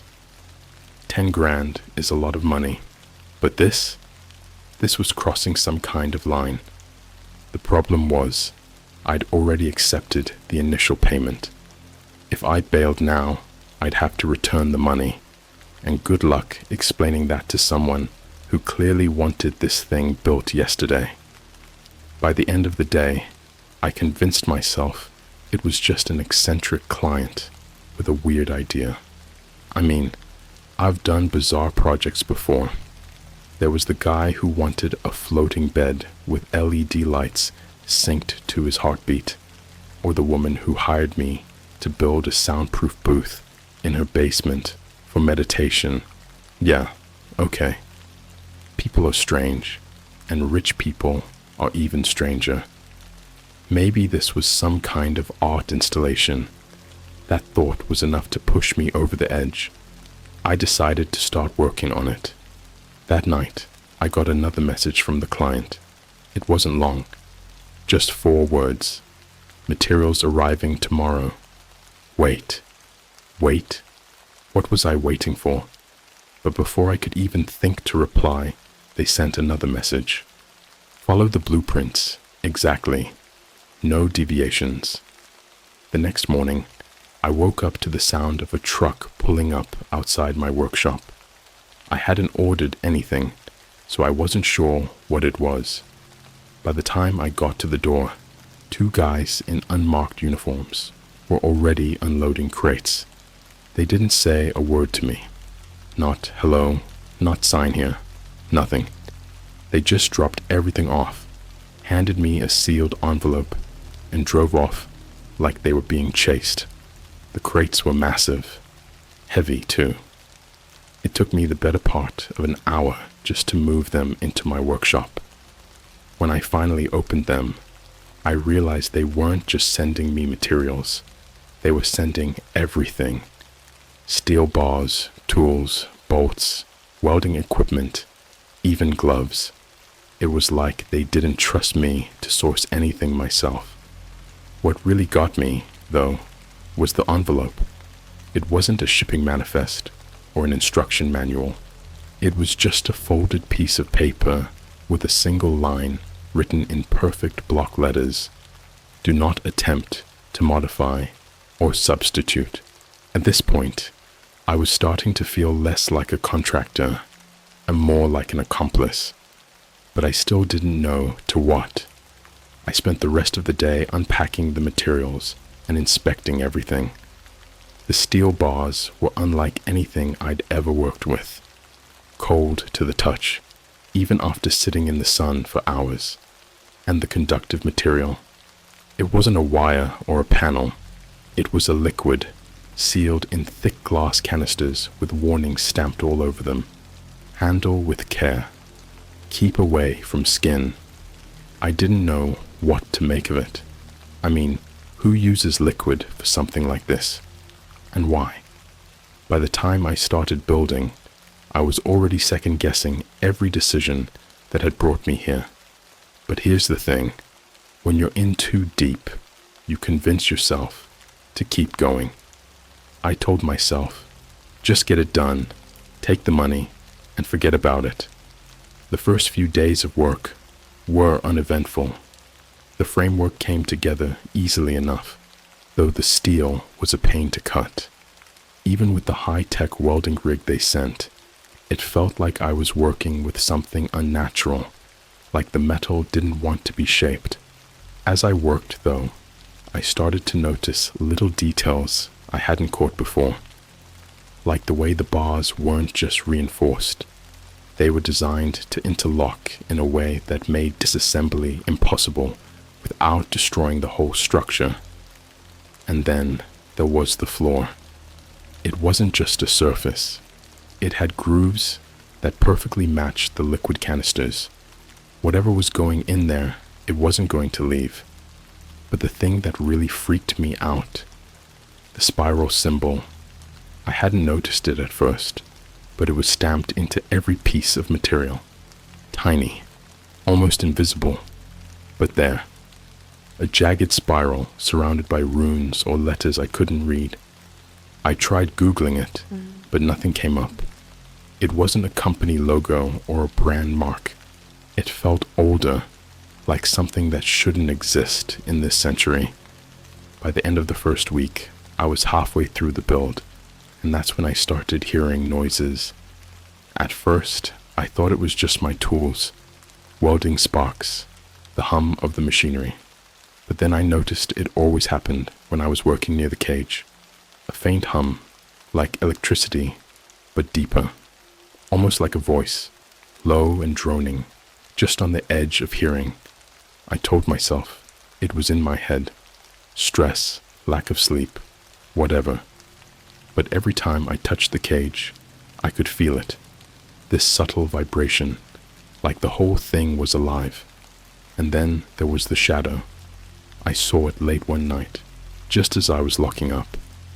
It wasn't in the cage or the workshop, but in the reflection of the welding mask hanging on the wall.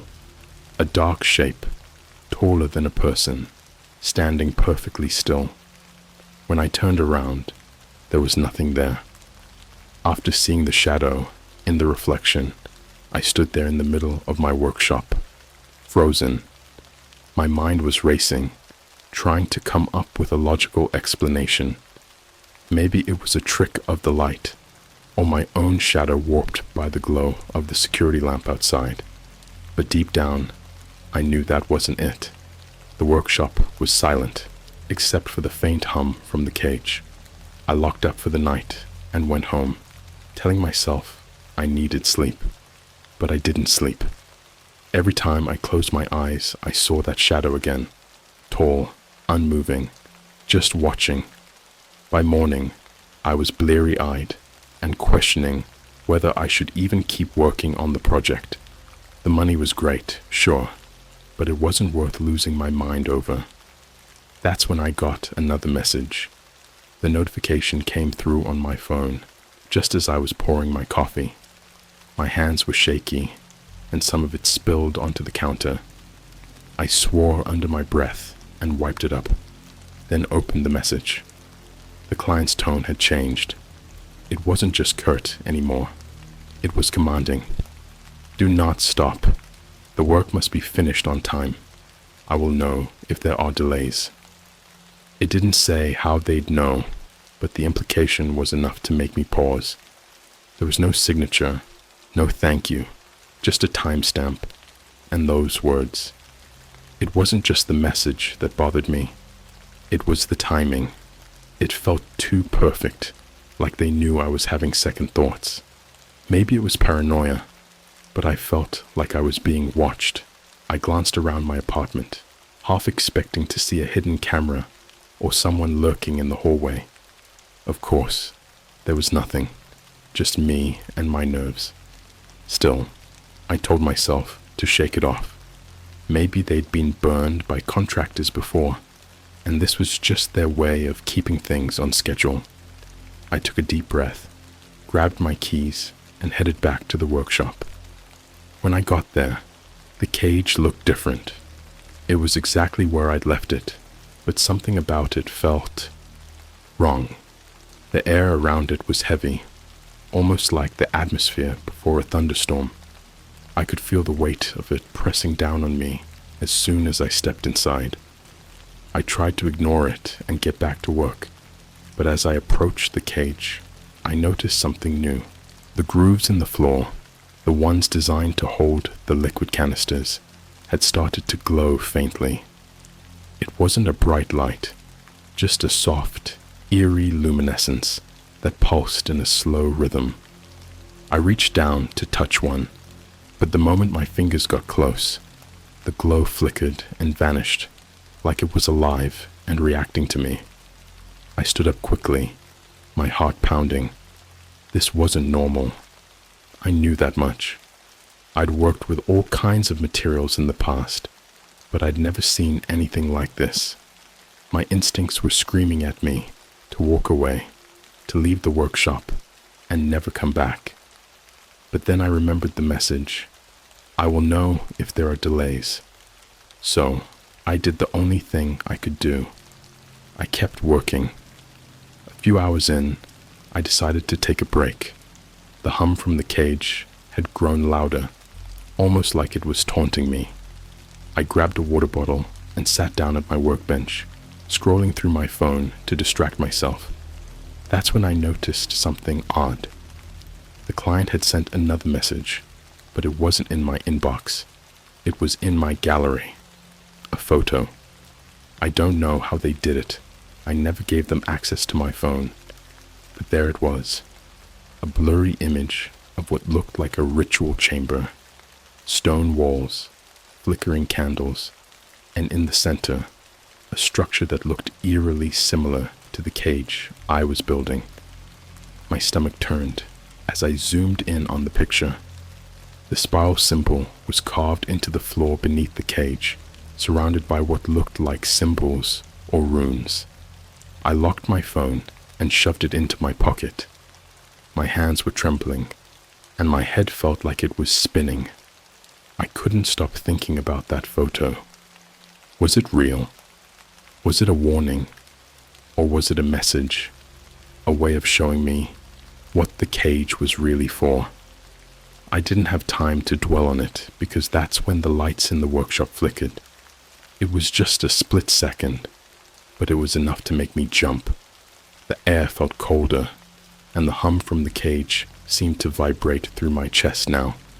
And then I heard it. A low, guttural whisper. It wasn't loud, but it was clear enough to send a chill down my spine. I couldn't make out the words, but it sounded like someone was speaking directly into my ear.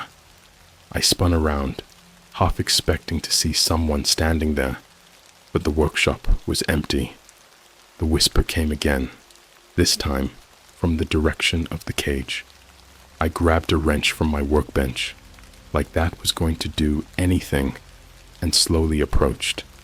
The hum grew louder with each step, and I swear the air felt heavier the closer I got.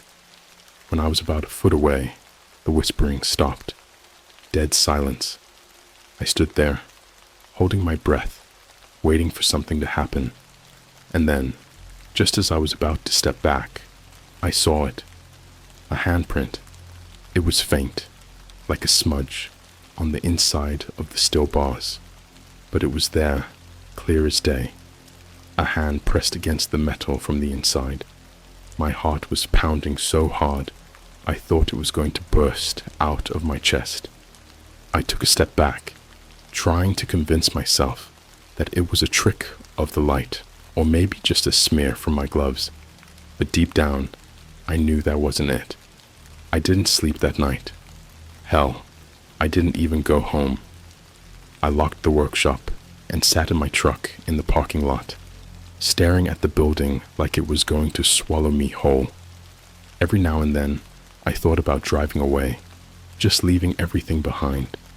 But the thought of that message, I will know if there are delays, kept me rooted in place. As the sun rose, I made up my mind. I was going to finish the job, not because I wanted to, but because I didn't feel like I had a choice. Whatever this thing was, whoever this client was, I had the sinking feeling that walking away wasn't an option anymore. And the scariest part? The cage wasn't even finished yet. The next morning, I forced myself back into the workshop. The uneasiness from the previous night still clung to me, like a shadow, but I pushed it aside.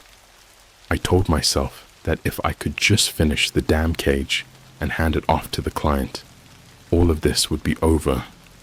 As I opened the door, the air inside felt colder than usual. It was the kind of cold that sinks into your bones, the type you feel more than the thermostat can explain. The cage sat in the middle of the workshop, like it always did, but it looked different. The glow from the grooves was brighter now, pulsating in a way that made my stomach turn. I hadn't touched anything since the day before, yet the cage seemed to be changing on its own. The materials they sent weren't just strange anymore. They felt alive. I decided to avoid the cage for a bit and focus on assembling the locking mechanism. I unpacked the remaining parts, carefully arranging them on my workbench. The instructions were meticulous, every step outlined in excruciating detail. As I worked, I noticed something etched into one of the components. That same spiral symbol.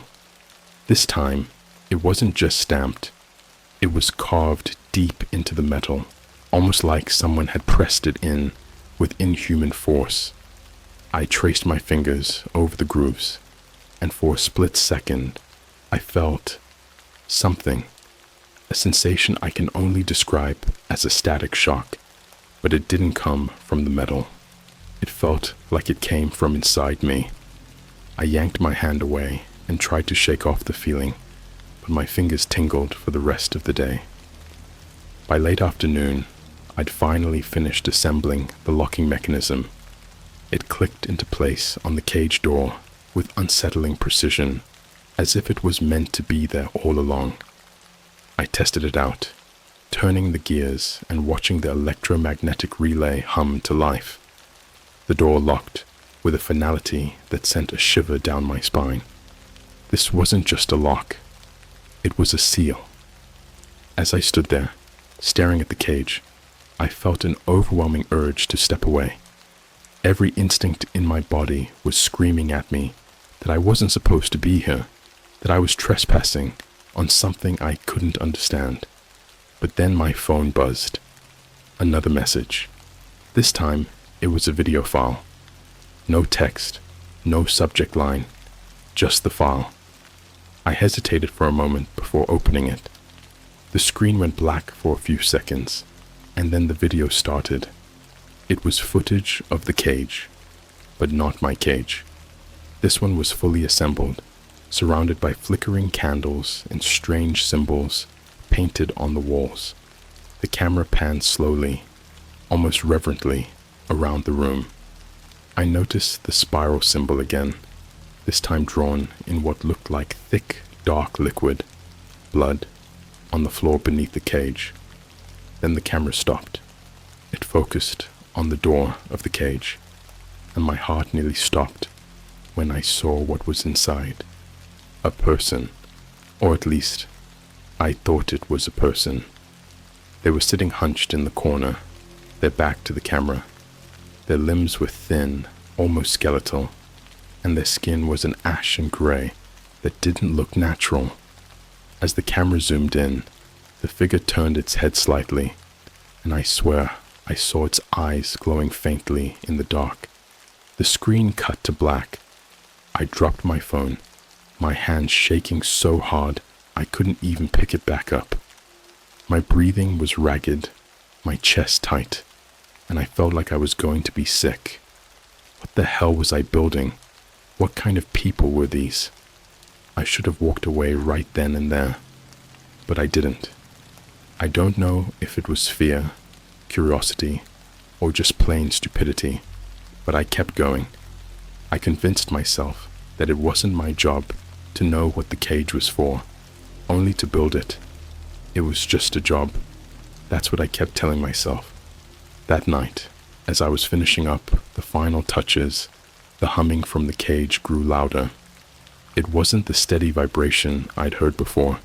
It was erratic, like something was trying to break through. I stepped back, staring at the bars, half expecting them to warp or twist. Then the lights in the workshop went out. Pitch black. I froze, my breath caught in my throat. The only light came from the faint glow of the grooves on the floor, which were now pulsing violently, like a heartbeat. And then I heard it again. The whispering. It was louder this time, surrounding me, coming from every direction. I couldn't understand the words, but the tone was unmistakable. Angry, demanding. I felt the hairs on the back of my neck stand up as the whispers grew louder, more frantic. I fumbled for my flashlight and turned it on, sweeping the beam across the room. Everything looked normal at first, but when I pointed the light at the cage, I saw them. Handprints. Dozens of them, pressed against the inside of the bars, smeared along the steel. Some small, others large, but all of them impossibly clear. I stepped back, my flashlight shaking in my hand, and then, for the first time, I saw movement. A shadow. No, a figure, shifted inside the cage. It wasn't solid, more like a flicker of darkness that moved against the glow of the grooves. My heart was racing, and I could feel my legs trembling, but I couldn't look away. The whispering stopped. Silence. And then, clear as day, I heard a voice. "Finish it." It wasn't a whisper this time. It was a deep, guttural voice that seemed to echo inside my head. I stumbled back, nearly dropping the flashlight, and stared at the cage. The shadow was gone. The handprints were gone, but the words lingered. "Finish it." I ran out of the workshop that night and didn't go back until the next morning. The sun was shining and everything looked normal again, but I knew it wasn't. I knew something was wrong, but I also knew I had no choice. Whatever this was, whatever I was building, I had to finish it. Not because I wanted to, but because I felt like I had to, like the cage wouldn't let me stop. And the worst part, I was almost done. The morning I finished the cage, the workshop felt wrong. Not just eerie, not just unsettling. Wrong in a way I can't explain. The air was heavy, like something was pressing down on me.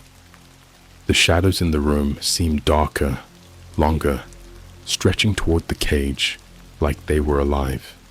Even the faint hum from the steel bars had changed, shifting into a low rhythmic pulse that I could feel in my chest. It was the last day of my deadline. I had no choice but to complete the job. The final task was installing the liquid canisters into the grooves in the floor. I unpacked them one by one, careful not to drop them. The liquid inside was dark, almost black, but when the light hit it, I could see tiny sparks, like lightning trapped in a bottle. The labels warned, "Handle with care. Avoid exposure to air." Following the instructions, I connected the canisters to the conductive channels that ran through the bars of the cage. As I secured the last one in place, the glow in the grooves flared up, almost blinding me. The humming turned into a low, resonant drone that rattled every tool in the workshop. My hands were shaking as I stepped back, wiping sweat from my forehead. Then the door locked itself. The electromagnetic relay I'd installed earlier clicked into place with a finality that sent a shiver down my spine. I didn't touch it. The cage had locked itself. For a long moment, I just stood there, staring at it. The pulsating glow dimmed slightly, settling into a steady rhythm. I felt like I was staring at something alive, something waiting. My phone buzzed. Another message from the client. "It's complete. Await instructions." I didn't reply. I didn't know what to say. A part of me wanted to call the police, but what was I going to tell them? That I'd built a cage that locked itself? That I'd been hearing whispers and seeing shadows? They'd think I was insane. Maybe I was. The instructions came that evening. A truck would arrive at midnight to collect the cage. I wasn't to ask questions or speak to the driver. Just load the cage and leave. The message ended with one final warning. Do not be there when it leaves. The hours dragged by as I waited, every sound outside making my heart jump. I didn't want to be in the workshop anymore, but I couldn't leave the cage unattended. Something told me that if I left it alone, things would get worse. At exactly midnight, headlights swept across the windows. The truck was unmarked, matte black, with no logos or plates. 2 men climbed out, both wearing plain black uniforms. They didn't say a word to me as they walked into the workshop. Their faces were blank, their movements mechanical, like they weren't fully there. One of them nodded toward the cage. I hesitated for a moment before grabbing the dolly and helping them load it onto the truck. The moment the cage left the workshop, the atmosphere changed. The heavy pressure lifted, and the air felt normal again, but I didn't feel relief, only dread.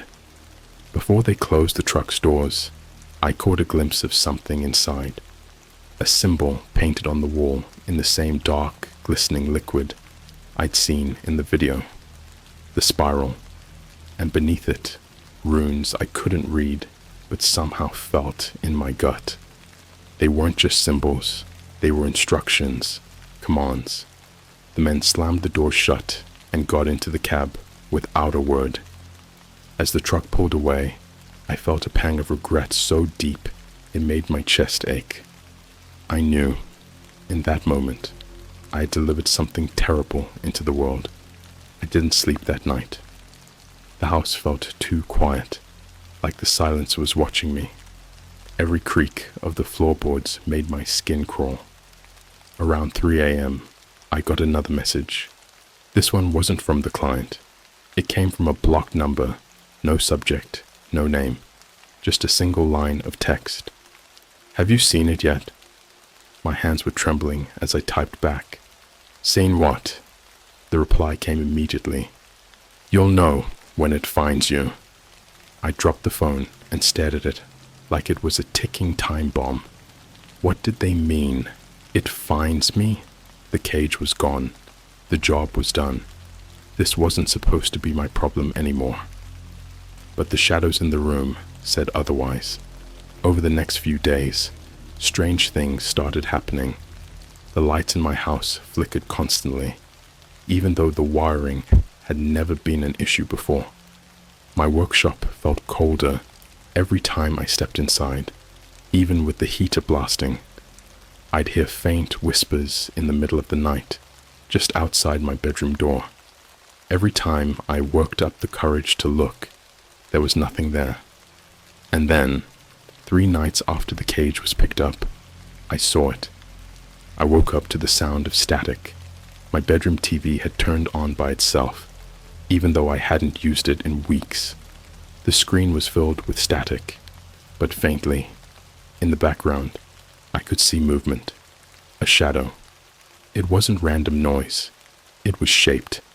The spiral. I turned the TV off, but the static kept playing. Not just from the TV, from my phone, my laptop, even the radio in the kitchen. Every device in the house was broadcasting the same thing. Static, and that faint, flickering spiral. And behind it, a voice. Low, guttural, repeating the same phrase over and over. I'm here. That night, I left the house and never went back. I packed a bag and drove as far as I could, checking into a motel miles away. But the static followed me. The whispers followed me. I couldn't escape it. I don't know what the cage was for or what they're keeping in it. but I know it's out there, and I know it's looking for me. The last message I got before I smashed my phone and threw it into a river was just 2 words: almost ready,